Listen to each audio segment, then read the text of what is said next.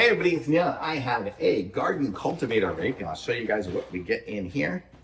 So let's open this up. So this is the handle for it, and it's got the area to screw on the pieces. It's got a little handle for it, which will go there, and I will screw it on.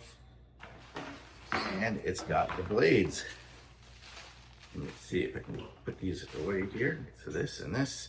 So it's really sharp looking blades, and then this blade here. Let's see how I need to assemble this. It will assemble, I guess, like that, and then that will go onto here. It's a pull rake, not a push rake. So I think it goes like this way. It'll go this way here.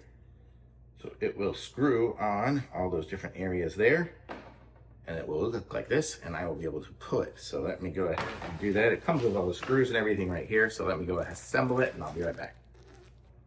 Okay, we've got it assembled. You can see here it's screwed in, and it's got that blade and the other blade there. So you can, and these are just crazy sharp. I don't know, ridiculously sharp. I just poked myself.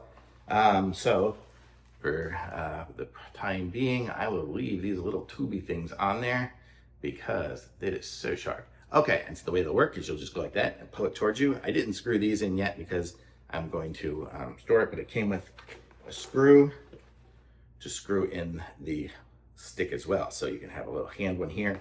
I may actually even put on a longer stick to be able to do it from standing up, but it's pretty cool, and it's super strong, man. This is like rebar here, and it's totally welded on. It's good, and man, look at that. We got 6 screws to screw this thing on. This thing isn't going anywhere. This is gonna be great. You'll be able to do some heavy duty cultivating with this. So this is great. That even comes with a couple of gloves, which is nice to have too for something like this one, especially when it's so sharp.